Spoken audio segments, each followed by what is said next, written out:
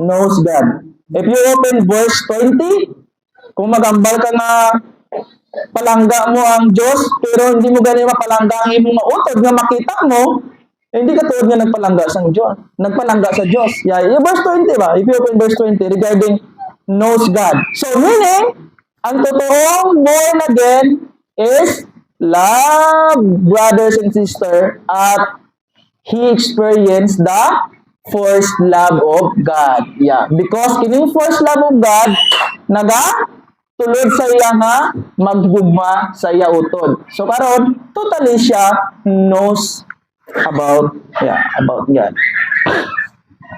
This is the meaning. Sa madaling salita, yung nakatanggap ng pagpapala ng Diyos, talagang sila ay convicted to love one another. Yeah.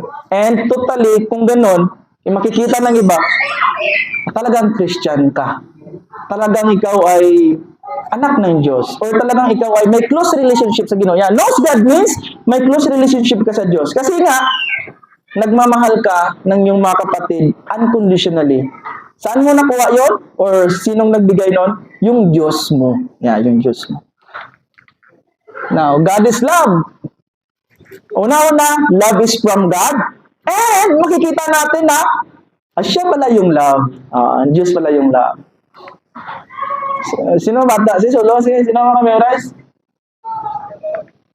Sa whole text ang sino? Tagaan ko hindi lang siguro ang people Bata lang, tagaan ko 500 Sige bata. Nara? 500 pang gasolina. Abang balon gini, Ini bata lang, toto bata niya. Yung bata lang Maki dudong pwede. Sige, sipan, kaya? Ay, tapos lang. Sige, next time. Okay, next time. Okay. Anyone who does not love means does not know God. Means what? Who is this kind of person? Does not know God because does not love. And why he does not love? Originally because he does not know God. So meaning, he has not been born of God. This is the meaning. So originally, if you are truly born of God, impossible to not love. Pero, anyone who does not love, not been born of God, so does not know God automatically. Why? Because ang nature ng ating Diyos is love. Yan yung karakter niya. Yan yung attributes niya, mga kapatid. Yan yung attributes ng triune God natin. So, dili kaya explanation? So, next text, God's love, what? That is to save us through His Son. No? Isa ka example ng pagmamahal ng Diyos sa atin is yung tayo iniligtas niya sa pamamagitan ni Jesucristo. Look at this text. In this, the love of God was made manifest, meaning show, meaning nagpapakita. And na-experience natin that the love of God was made manifest among us. Yung made manifest among us, yan yung pagpakita niya ng kanyang love. Sino? That God sent His only Son. Romans chapter 5 verse 8, mga kapatid. God demonstrated His love to us while we were sinners. Christ died in our behalf. Yan po ang ibig sabihin. Paano niya po pinakita yung pagmamahal niya sa atin? Sa pamamagitan ng pagligtas niya sa atin. Na yung ipinadala niya si Jesucristo na matay para sa ating mga kasalanan. How beautiful, no? Wala makagawa nun, mga kapatid. Wala makagawa nun. That's why the biggest love is from God, because He is, originally love. Now, into the Word, so that we might live through Him. Alam niyo mga kapatid, yung saved na sinabi dito, yun po yung we might live. Kasi nga po mga kapatid, we are total depravity, meaning incapability to save ourselves. Wala tayong kakayahan na iligtas yung ating buhay.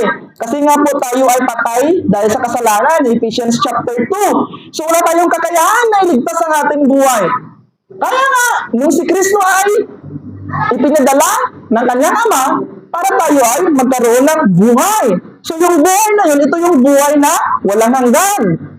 Tama po mga kapatid, ito yung buhay na makasama niya doon sa eternal life. Ito yung buhay, might live.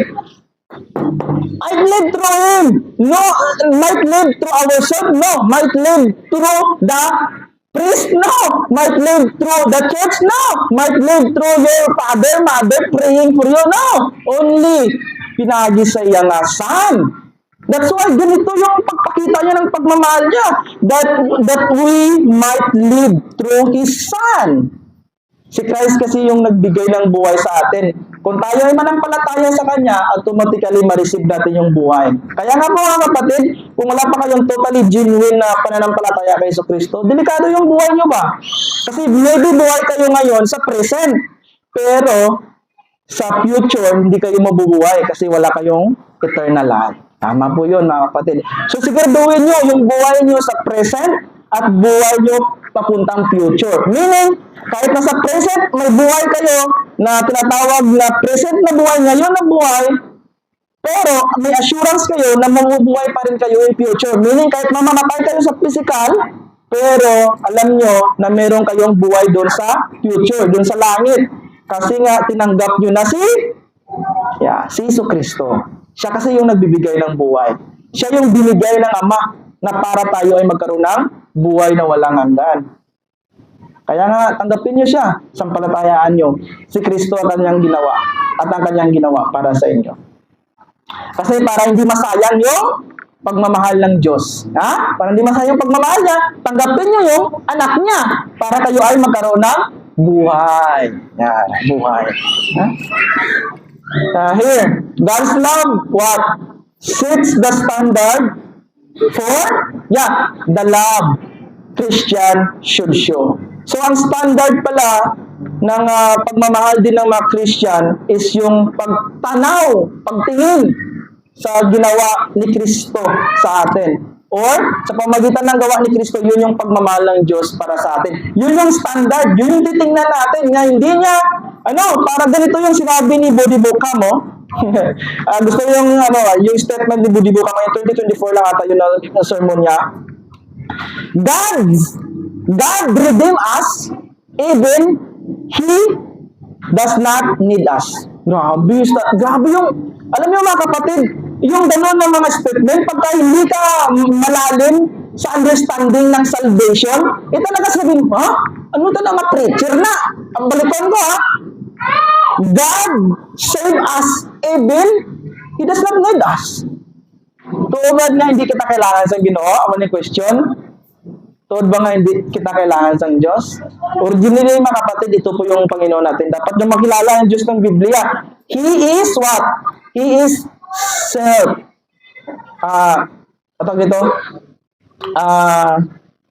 He is, tinatawag na, he needs nothing.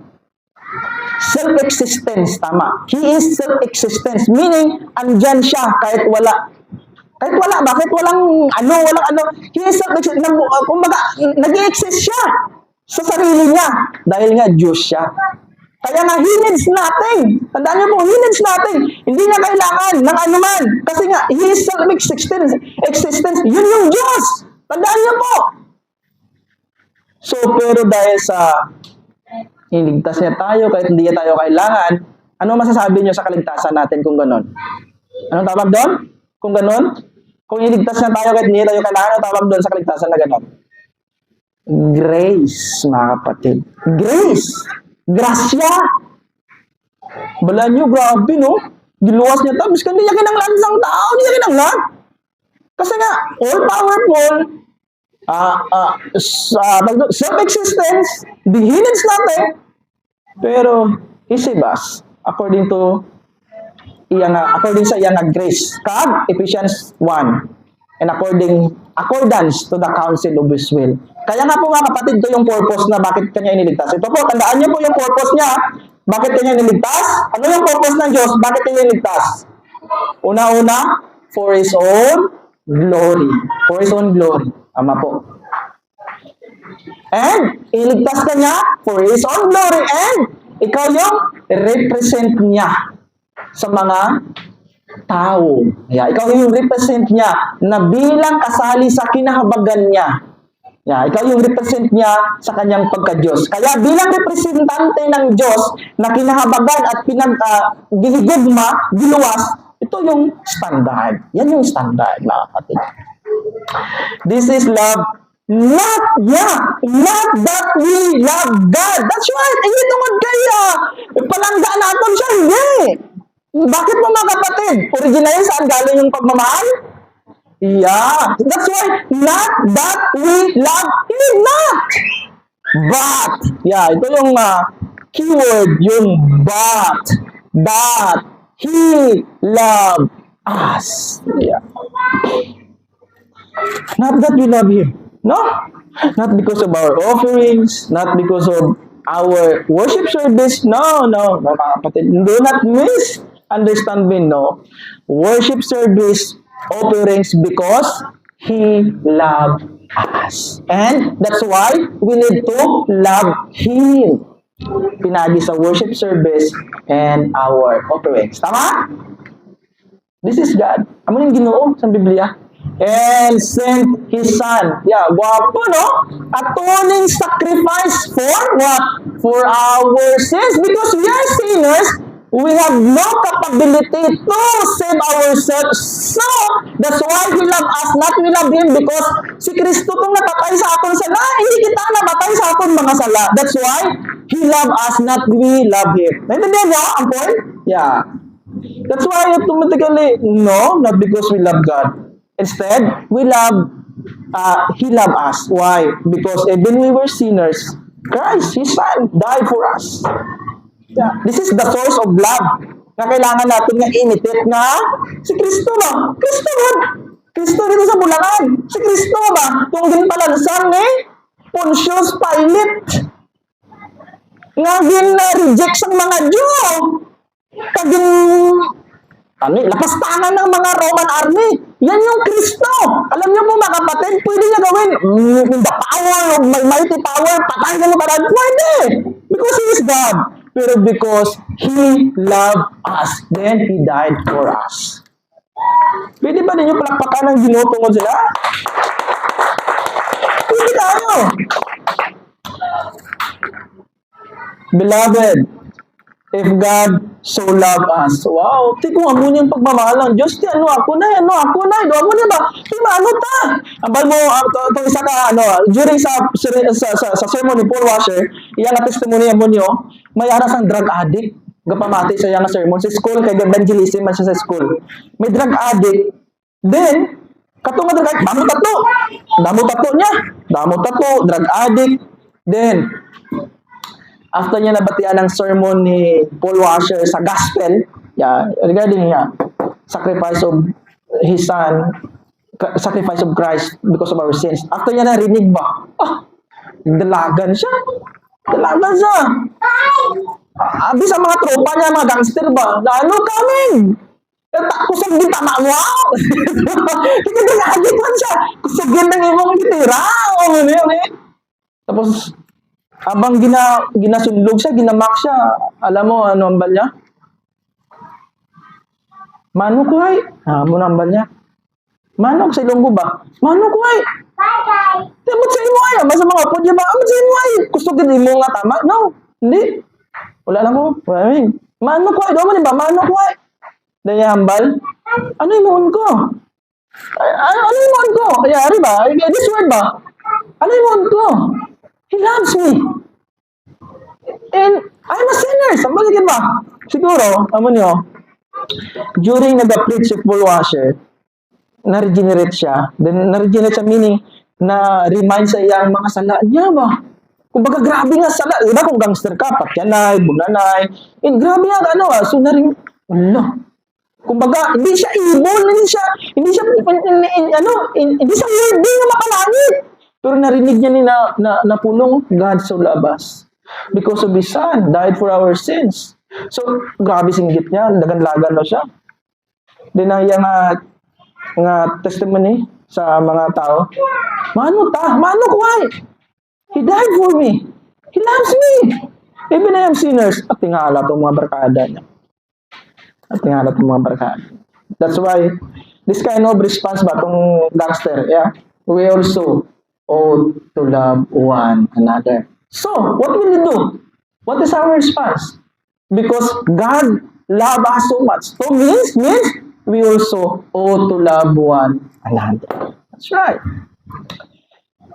Uh, Despite of our evil deeds, immorality, pornography, dishonesty, unbelief, disobedience, he, he loves you. So means if he loves you, what will you do? Yeah, what will you do? Turn away. Turn away. This is turning away from all your evil deeds and love Him as much you love Him. Kung sa tanan nga makaya mo magpalangga siya, palangga siya. And also, love your enemy. Yeah. Hindi na kinakailangan another. Love your enemy. Kaya some of you, love yung friends nyo, love yung mga mothers nyo, also love your enemy. And love the laymen and laywomen. Love poor. Love, sa book of James, mga balo. Ano ang balo sa English, Pastor? Widow. Widow. Yeah. Kaya sa widow sa Old Testament, earlier ng mga church, mga kaluluoy sila. They are, pinabayaan. Widow. Yeah, widow. So love them. Sa balay, balaw sa balay, lagaw ka mo sa balay. Pag lagaw nyo sa balay, pag abot nyo sa may, ilan nanay, hindi sa balay ko, ilan nanay, may makita ka mo dito babae. Dito na mo nag-star sa payag-payag. Gi-abandon na siya sa tanan. Gi-abandon siya sa tanan. Ano, may payag-payag dito sa balay. Kaya may bakante. Dito siya. Inatda namon pagkaon. Inatda namon tanan. Kaya ang bata niya, friend ni Ading. Wala nga na sila kasimba. Friend ni Ading. So, dito silang simba sa piyak. Kay init kayo. So, friend ni Ading. Kaluoy, pagkita mo sa iya, sino pinakapayat dere? Payat pa siya sa kay Kwan. Ari, payat pa siya. Payat pa siya. Ang edad niya, I think, mga 20 plus 29, siguro mga kaedad kami. Payat pa siya dra. Tungkol sa yung complicated niya sakit. Kaluoy, gi-abandon siyang tanan. So, sino nagsakupo sa iya? Kami. Ay, hindi naman sa parente. Hindi naman sa parente, hindi naman ano. Pero, gisuportahan, nanay, tatay. Yeah, because of this. Yeah. And we need this. God's love, what? That He has given. Even ang given by the Spirit or given of His Spirit, this is the God's love. To lead us, what? Love another. Yeah. Kaya ang nag-penetrate sa aton nga magkandil nga love one another is ang Holy Spirit. Kaya ang nag-penetrate sa aton to remain in God, remain in Christ, remain to His Word, abides in Him, is ang Holy Spirit. So kung may Holy Spirit sa inyo, luwas ka mo pag born again ka mo. No one has ever seen God. Yeah, no one. Tama? No one. Tomas. Originally, no. Pero, kung nakita niya na, believe na siya. Karon hindi kinanglan makita niya ang Diyos para mag-believe ka mo. Hindi kinanglan. Kaya kung totally nga nag-work ang Ginoo sa inyo, magtugid ka mo. Tama. Magtugid ka mo. You know what? Isa ka pagpaligon sa aton nga pag-believe sa kay Ginoong Jesucristo. Trials. Problem. Yeah. Poverty. Calamity. Maglilid sa aton nga the more naton siya tuan. Tama. Amo na nga kung may mga problema kamo, you are blessed. Kay nga man, ginapag-grow ka mo sa Ginoo sa inyong mga sa inyong relationship to Him. Kaya kung maayo lang perminto nyo kayo tang, why problema, why? Ambal nitong nigo ko digay dapon ng meeting sa meeting, ambal niya, grabe daw problema sa niya. Wow, blessed sa inyo, damo ka problema sa banyo. Amo nang nami, kaya damo ka problema. Kaya kung may ka problema, may problema ka. Grother loss. Ricky, kaya kung may ka problema, koy, may problema ka. So, kung may problema ka, meaning, gusto sa ang Ginoo, you grow in love, grow in salvation, grow in pagtuo. That's right. Now here, no one has ever seen God, but if we love one another, yeah, God abides in us. So originally, kining love one another is the work of the Spirit. So meaning, automatically, mayara gid sang remaining sa iya. sa Ginoo ba? And His love is, completed or complete or perfect sa aton. So, meaning na-experience natin siya. Why natin siya nakita ang basang text? Pero, because we love one another and nagpabilin kita sa Ginoo, meaning, biskan why natin nakita, pero we experience Him. We experience His grace, His goodness, His mercy, His love, His blessing, and we experience His unconditional love to lead us love one another and abide in Him. By the Spirit, kay mga naman ang Espiritu ara sa imo. Amo ni nagapenetrate. Now, by this, we know, assurance, we know, assurance. Kinanglanon ng assurance. By this, we know, remain, love one another, means His love is perfect in us or perfect sa aton, meaning assurance. This is assurance. By this, we know that we abide in Him. Meaning you are born again. And He in us. He in us. He in us. Ano sa aton? And because He has given niya. Ano yung pinaka-reason? Because He has given us of His Spirit. No, hindi ka nang laman sa mga dalong-dalong ng mga interpretation. No! Ang pinaka-point is because He has given us of His Spirit. So, if you have the Spirit of God, so, ning remain or abide, love one another, mangin evidence sa imong kinabuhi because of the Spirit of God who works in you. This is the meaning. God's love known to His people. Tama! God's love is known sa iyang katawan. Balaan nyo maigsoon nga, gibutan ko ng word nga known. His people, kaya nga man, damo na naambal nga kilala nila daw ang Diyos. Pero mga kapatid, kilala nila ang Diyos pero hindi known. Hindi sapat ang ilang pagkilala sa Diyos tungod kay ang ilang pagkilala sa Diyos ano man? Wala experience kag wala testified. Ano nga experience pastor kag testified? Pinaagi sa blessings lang, pinaagi sa success lang, hindi. Nangingnon sa imo ang gugma sang Diyos tungod kay na-experience mo overcoming sins, overcoming temptation, overcoming problems, overcoming trials. Tama? Overcoming everything nga magababak sa imo to worship Him. Na-overcome mo na. So this is the work of God in you. So, to you, His love is known and experienced. Testified. Sa testified, makita natin. Makita natin ng text by text. And we have seen and testify ang bali dyan. Nakita naman siya, kag na-experience naman siya. Ano ang inyong Tagalog Bible sa testified? Mas tanaw sa Bible nyo. Nakita namin at pinatutuhanan. Nakita, kag gi-testify or gi-pamatudan. That the Father has sent His Son. You know, if you open 1 Peter, makita mo dito ang Acts chapter 1 gapon sa mga disciples, makita nila. Literally, nakita nila pag ascension ni Christ. Nakita nila. Of course, sila experience literally gapon. Kag sin. Kumbaga, kaupod nila because mga disciples sila. But here, balukat, that the Father has sent His Son to be what? To be the Savior of the world. Balikan ko tong akong nga topic sa history. Si Trajan. Kung time nga nag-adto si Trajan sa Antioch, ang bishop sa nga time si Polycarp. Now, si Hermas Ignatius sa Antioch. Si Polycarp dili sa Smyrna. Okay? Si Ignatius. So karon, ang emperor sang Roman Empire, which is mga demonic emperor, mga persecutor, pamatay sa mga Kristohanon, nag-adto dito sa Antioch. Kag dito sa Antioch, dito ang kumbaga ang hideout sa mga Kristohanon. So naglagaw dito sa Antioch. Ang gusto niya makita si Ignatius. Kumbaga, isa ni sa ka-bishop or disciple sa mga apostol dati. Now, here, pag ato sa Antioch, gipangita niya si Ignatius. Doon si Ignatius, tawagan nyo, kumbaga si Duterte ba, or si Bongbong Marcos, ato sa kurong, gipangita niya si Sinodri Saton, di ba? Dala si Pastor, manay. So, kung nag-adto si Trajan dito sa Antioch, gipangita si Ignatius. Pag-abot ni Ignatius. Ari na ko, mahal na ari. Mahal ni Ignatius. Ari ka na, ikaw nga demonyo ka.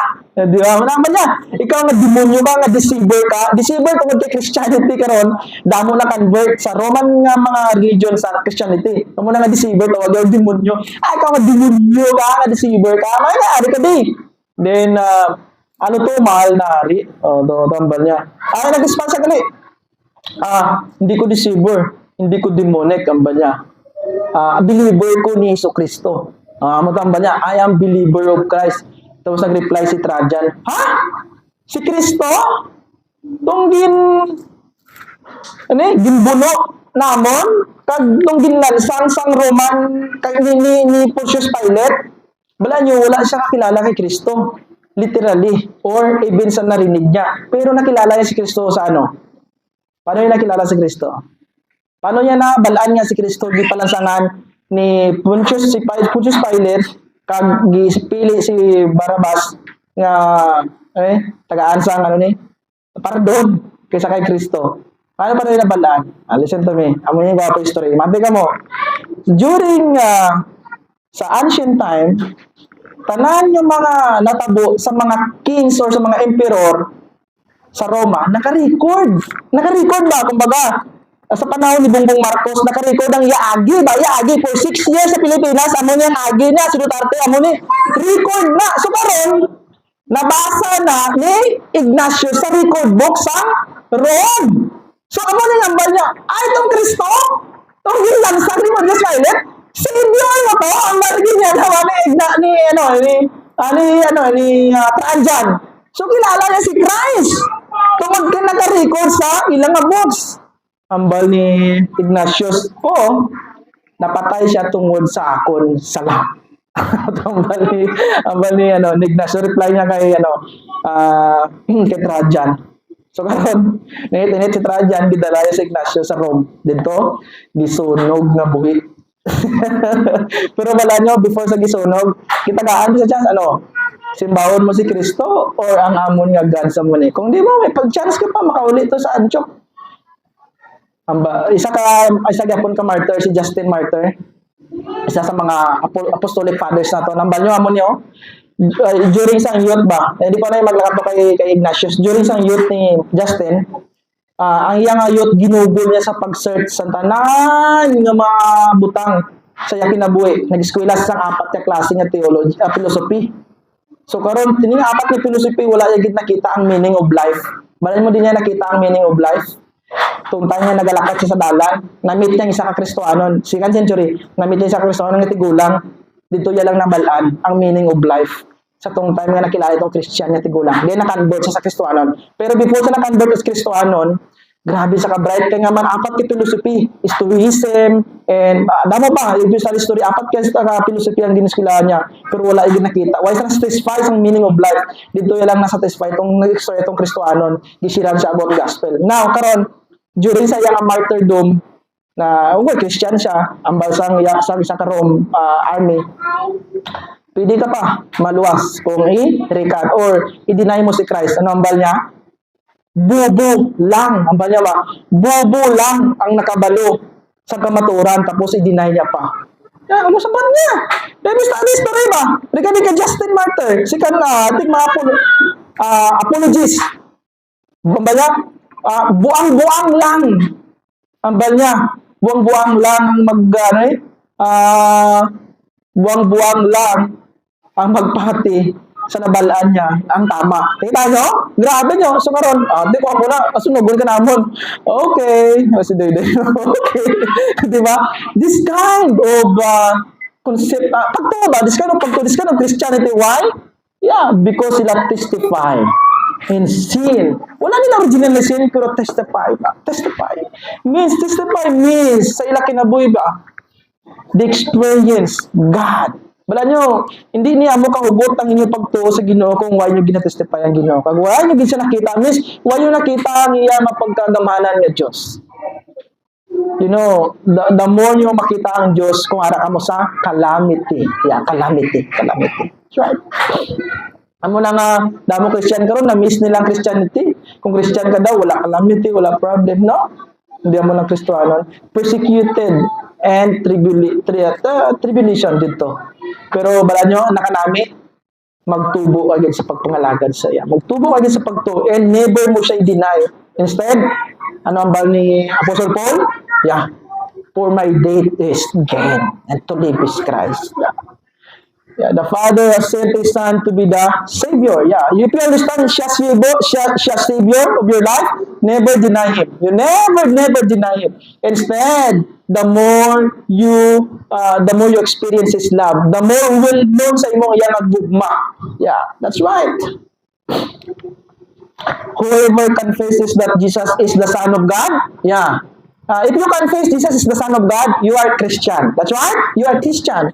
So God's abide in Him and He in God. Yeah, you are Christian. Means you are born again and the Holy Spirit is in you.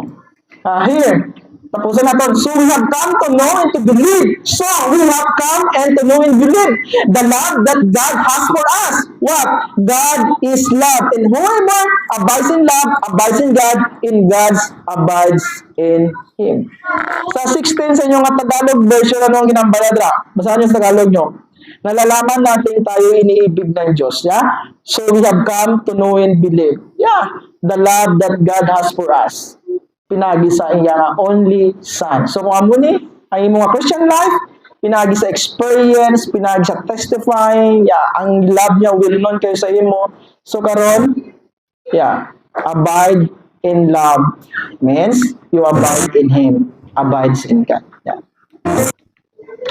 God's love provides assurance. Yeah, amo ni namin sa God's love, no? It's about God's love man hindi ni aton. Kaya aton nga gugma response gyapon naton iya gyapon. Now here, God's love provides a sure hope for those who trusted in Him. Why?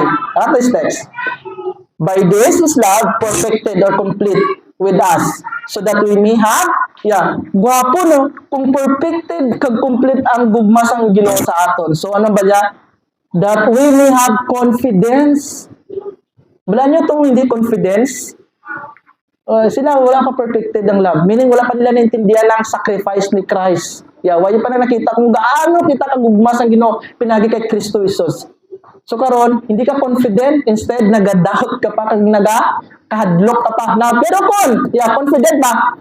Confidence for the day of judgment. If you totally believe sa gihimo ni Kristo dito sa cross, alam niyo mga igsoon, biskan ano pa nga trahedya makita niyo sa Facebook na mo ni tabo sa China, mo ni tabo sa Dubai, mo ni tabuada.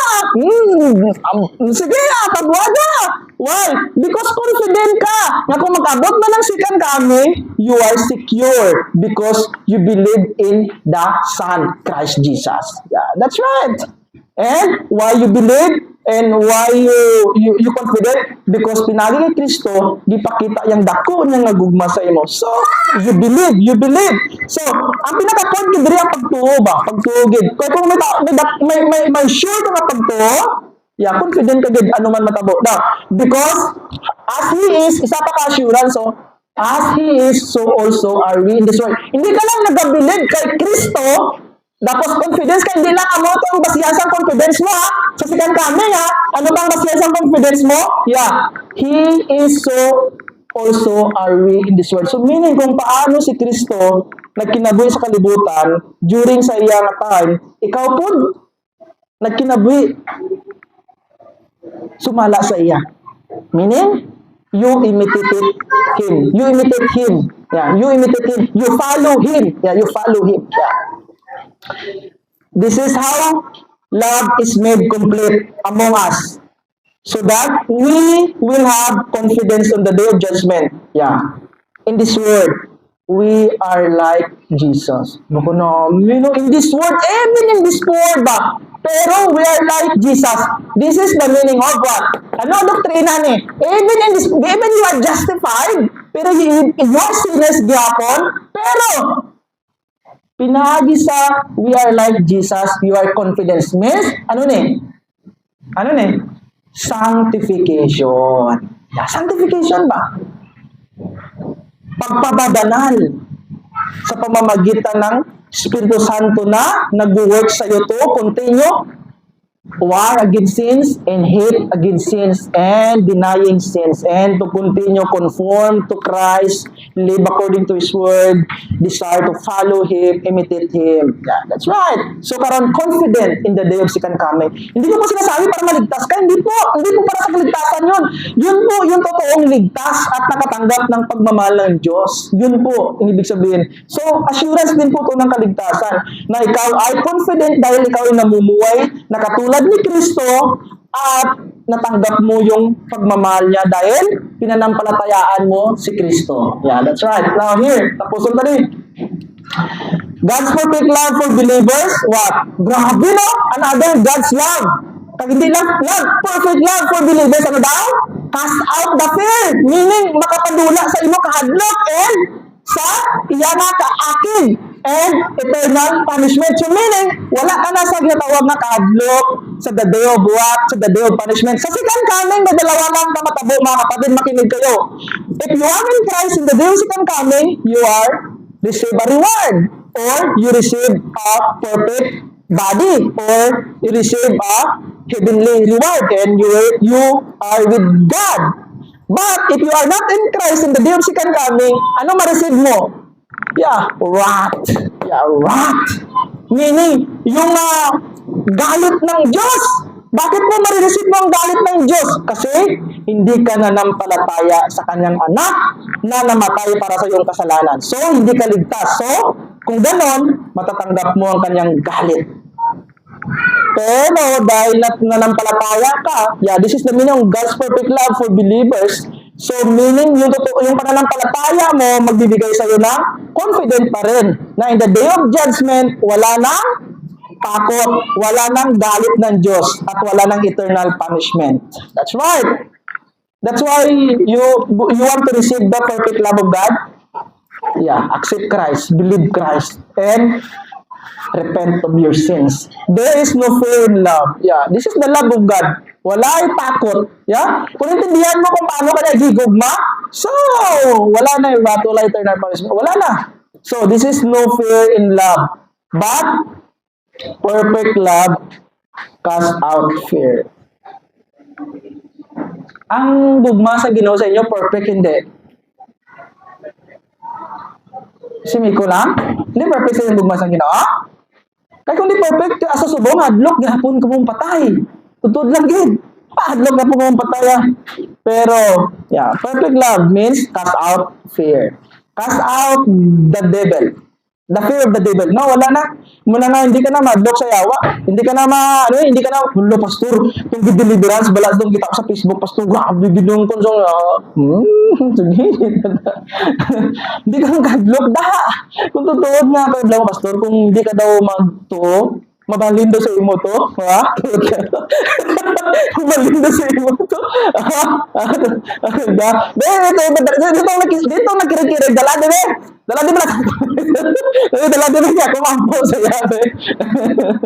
Itong, hindi na, dumagdugay na kita. Sige, balik kita.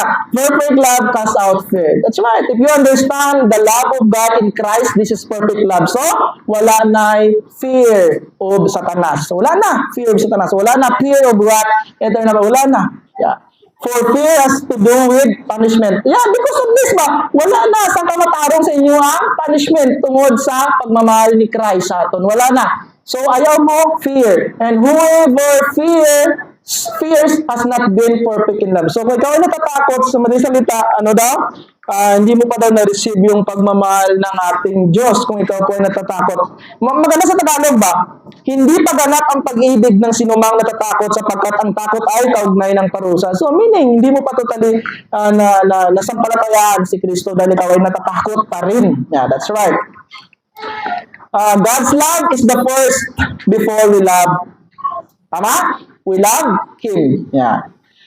Now, here, KJV in ASB, kumpara nyo. Same lang, di ba? Pero mas marami ang KJV, King James Bible. Why? Because in ESB, we love because He first loved us. Tama man, pero mas marami ang King James. Why? We love Him. Yeah. Details ba? Details. Sino na Him? Yeah, si Christ. Yeah. We love Him because He first loved us. God yapon. Christ is God yapon. So we love God because He first loved us. Yeah, that's right. Hindi ka naman interpretasyon. So, inyong pagpakita sa gugma sa iya, inyong offerings, inyong worship service, inyong pag-join sa prayer meeting, inyong personal devotion, reading the Bible, ini pagpakita sa gugma sa iya. Tungod kay siya, muna naggugma sa inyo. And, inyong love sa enemy brothers sisters. Yeah, poor. Yeah, that's right. Hey, tapos na natin. Evaluation na kita. Okay, naisgutan na natin ang God's love. Naisgutan na natin kung ano ang God's love. Karon, tanaw natin yung pagsusuri. Yeah, pagsusuri ba? Kaya kung naintindihan natin ang God's love, pero sa aton hindi pa evidence, so delikado. So meaning, wala pa totally nanampalataya sa kay Kristo, which is the God's love demonstrate through His Christ, to His Son, Christ Jesus. So, evaluation, pagsusuri. Now, di kita nagtapos. If anyone says, I love God, you do ha? I love God! I love God! Itong ano ba, si Kwan ba, ginambal niya nga daw nga, laway daw yung mga, nubya. Then siya na yung takyo mo sa, di ba? Then siya na yung takyo mo sa, di ba? Di na itong I love God. Di na itong I love God. Di na ito siya. Di na itong I love God. I love God. Yes, I love God. Mare, si sister mo, nagambal siya sa iyo. Kalain daw itong gulay niya, kiyatag mo sa iya, kanos daw. Ganun siya! Di na itong I love God. Di na itong I love God. Di ba? So here, if anyone says I love God, this is the meaning. Pero, hate his brother, hindi pwede. Hindi pwede, I love God and hate his brother, hindi. Maybe we are, na-offend kita, nasasaktan kita, tama. Pero ang hate, iyan ni kajablo. Hate ba? Iyan ni kajablo. Sa karakter ni Christ, ang Ginoo, wala sang hate. Always love. Pero ang love niya righteous. Tama? Righteous ba? Tama. Pero regarding hate, ang hate sumpay sa sin. And hate sumpay sa evil. Yan. Tandaan nyo gid hate sumpay sa wrong actions. Tandaan nyo gid So, I love God, but hate his brother, maybe offended. So, maybe not offended or nasaktan. Pero regarding hate, dili ka ng lanon. You need to repent to God. Kaya kung may hate man, because wrong na gimo sa imo, repent to God. Wala problema. Just repent to God and ask the Holy Spirit mag-comfort sa imo and maghatag sa imo sang pagmamahal sa iyong brothers. Yeah, that's right. But if anyone says, I love God, but hate his brother meaning, if you continue, hate your brother. That's right, hate your brothers or sister. Yeah, he is a liar. Why? I love God, then hate his brother. So, scripture ba? He is a liar. That's right. So, repent. Yeah, repent. Surrender to God. Your hatred, surrender to God. Yeah. For he who does not love his brother. Whom? Whom? Hindi niya mapalangga ang iyang brother nga iya nga makita. Whom he has sinned. Yeah. Amen. For who does not love his brother, whom he has sinned, cannot love God, whom he has not sinned. Ang Ginoo hindi natin makita, pero ang mo nga palangga mo. Then, ang iyong mga brothers ba, na makita mo, hindi mo palangga, so, paano natin ni-reconcile? Hindi mo ganyan palangga ang iyong mga brothers nga makita. Paano mo mahambal nga ang iyong mga Ginoo, palangga mo, nga hindi mo ganyan makita? So, ang pagpakita na ikaw ay nagmamahal sa Diyos na hindi makikita is nagmamahal sa iyong brothers, sisters na mismong makikita. Amen? Mismong makikita. So karon, this is sakto nga evaluation. If you understand Christ, His work, His finished work, nga even we were sinners, He died for us. So karon, bala nyo mga kapatid, yung word na atoning sacrifice or the word na the cup of wrath, cup of wrath ba? If you study Grego and Dalom na definition sa cup of wrath, yung cup of wrath, yun yung ininom ng Panginoong Jesucristo. Yun yung ininom niya. Meaning, hindi niya literal ininom. Yun yung cup of wrath, meaning, yun yung ibinuho sa kanya. Paano? Nangyari yun doon sa cross. Makinig kayo yung cup, yung baso, na puot na galit ng Diyos, ibinuhos kay Kristo na imbis sa aton. So, natabuto dito sa cross. So, another definition sa cup of wrath. Makinig kayo. Another definition sa cup of wrath is the holy and hatred of God to all men. Yeah, this is the meaning of the cup of wrath. Meaning, ang galit at puot ng Diyos sa lahat ng mga makasalanan. Yeah, this is the meaning. Pero, yung galit at puot na yun, mga kapatid, hindi niya ibinigay o hindi niya sa'yo pinanish. Instead, nangyari yung galit at puot niya sa kanyang anak na si Jesucristo. So, if you understand this kind of the love of God, what happened? Wala na kining hatred. Because even we are hated by God because of our sins, pero sa gihapon, He sacrificed His Son who died for our sins. Kita niyo? Kita po ba? Yeah, this is the meaning. That's why kining hatred wala to us. Kaya originally, God hate us. Pero because of His grace, His mercy, dito kay Kristo, natabo ang iyang galit at puot para tayo ay maligtas lang. So, yeah, klaro nga reason. Wala na hate to brother and sister. Because ang hate is dito na natapos na sa krosang Calvary. Amen? Yeah, you have to understand. Dalong, no? Pero bala ko itindihan nyo. In this commandment, we have from Him. Whoever love God, yeah. Commandment from Him. So meaning, commandment, meaning, sa commandment, hindi pwede sa hindi Christian. Meaning, ang commandment para lang sa mga Christian. So, if you are Christian, kinanglanon because you are son of God. Amen? Because you are son of God. So, ipakita niyo mga pagka-son of God, pinagi sa obedience sa iyang commandment. Anong commandment niya? Yeah. Love God and love your brothers and sisters. Amen, mga pinili? Amen. Yeah. Tinto kita, mag-pray kita. Sige, Pastor Lance, let us to pray.